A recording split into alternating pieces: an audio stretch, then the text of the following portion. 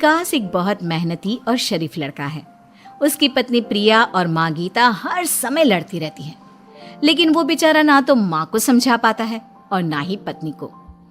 उन दोनों की लड़ाई में नुकसान हमेशा विकास का ही होता है।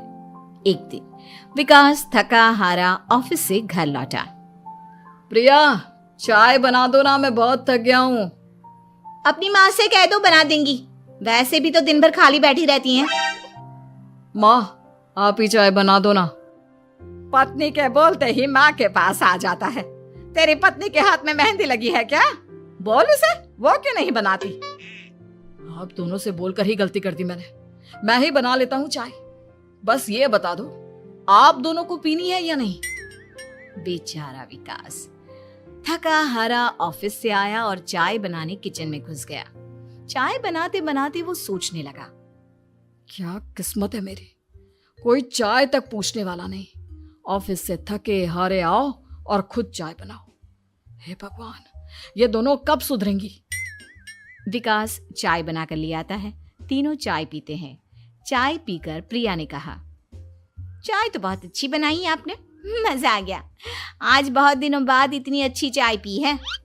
हाँ, देख ले, ऐसे बनती है चाय। तेरी तरह नहीं, पानी उबाल कर दे दिया बस। अरे कुछ सीख ले मेरे बेटे से। माँ जी, आप ही सीख लो ना कुछ। आप भी तो ऐसी चाय बनाती हो जैसे काढ़ा बना दिया हो। अरे अरे, फिर से शुरू हो गई आप दोनों। मैंने चाय आप दोनों की लड़ाई खत्म करने के लिए बनाई थी, लेकिन आप दोनों किसी ना किसी तरह लड़ाई करने के बहाने ढूंढ ही लेती हो।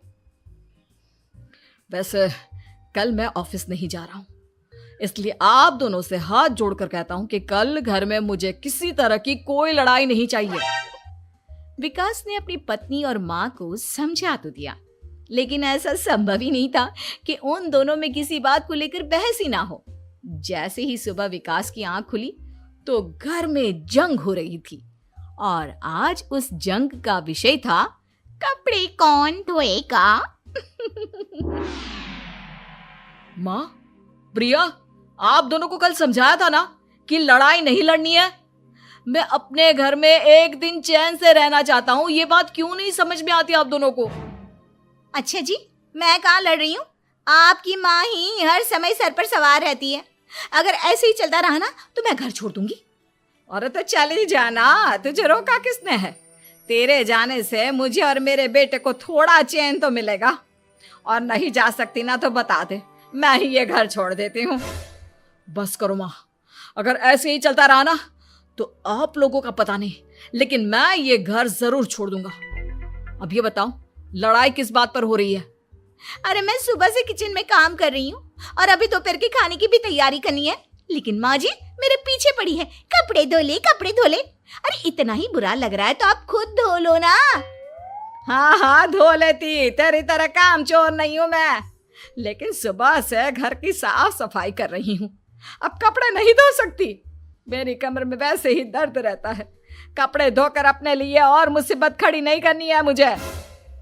जब माँ और पत्नी का झगड़ा हद से ज्यादा बढ़ गया तो दुखी होकर विकास ने कहा, चुप रहो आप दोनों, चुप रहो। मैं हूं ना, आज मैं कपड़े धोऊंगा।